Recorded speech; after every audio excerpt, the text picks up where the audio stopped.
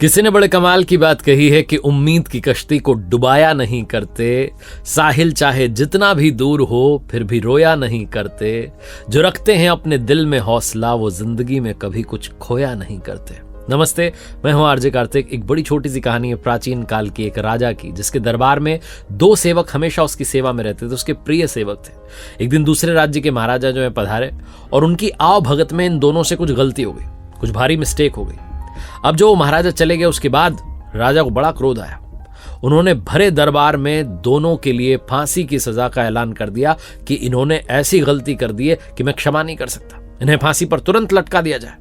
दोनों गिड़गिड़ाने लगे कि महाराज ऐसा मत कीजिए, महाराज ऐसा मत कीजिए, हम तो आपके प्रिय हैं, हम तो आपकी सेवा में रहते हैं, गलती हो गई कभी दोबारा नहीं होगी। ये वो जो पहले वाला था थोड़ा और ज्यादा चालाक था। वो दौड़ करके राजा के सिंहासन के पास गया और जाकर के कहने लगा कि राजा साहब आपसे एक बात कहनी है, मेरी अंतिम इच्छा तो सुन लीजिए।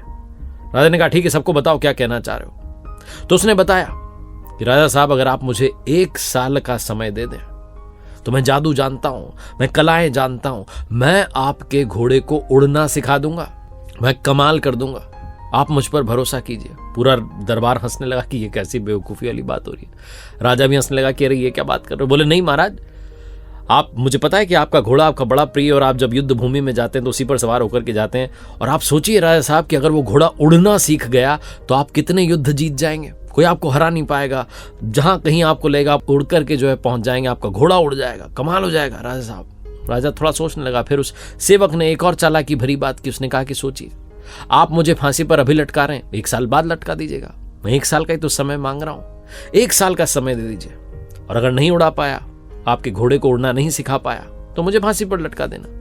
आज लटकाएं, 1 साल बाद लटकाएं, मर्जी आपकी। राजा ने थोड़ा सोचा विचारा, फिर कहा ठीक है, जो पहले वाला है इसको 1 साल के लिए अस्तबल में भेज दो, घोड़े को उड़ना सिखाएगा, दूसरे वाले को अभी जाकर के फांसी पर जो है लटका दो। दोनों को जब दरबार से बाहर ले जाया जा रहा था तो दूसरे वाले ने पहले वाले से कहा कि ये क्या बेवकूफी भरी बात की है, अविश्वसनीय बात की, कोई विश्वास ही नहीं कर रहा, हंस रहे हैं लोग। 1 साल का तुम्हें जो है समय चाहिए था, 1 साल की मोहलत मांगनी थी, ये क्या तरीका अपनाया? तुम्हें 1 साल का टाइम मिल गया, अब क्या होगा? 1 साल बाद तुम मरोगे, मेरे पीछे पीछे आ जाओगे, 1 साल बाद आओगे।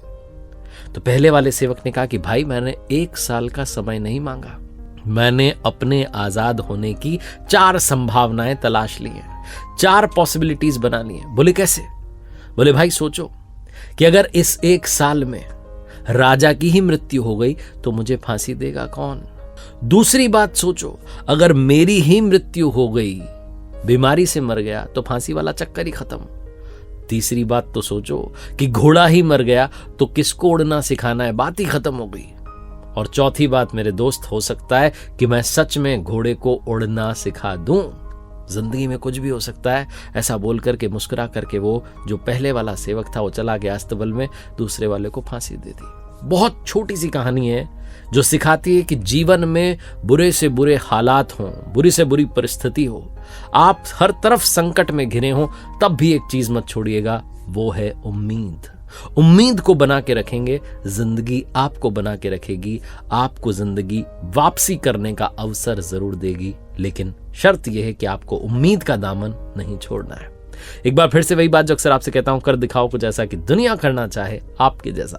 मेरी किताब कर दिखाओ कुछ ऐसा अब इंग्लिश में भी अवेलेबल है, do something that matters. Hindi में मंगानी, अंग्रेजी में मंगानी, आपको मिल जाएंगी अमेजॉन या फ्लिपकार्ट पर। साथ ही मेरी वेबसाइट rjkarthik.in, जहां कुछ कोर्सेज हैं, उम्मीद है आपके काम आएंगे।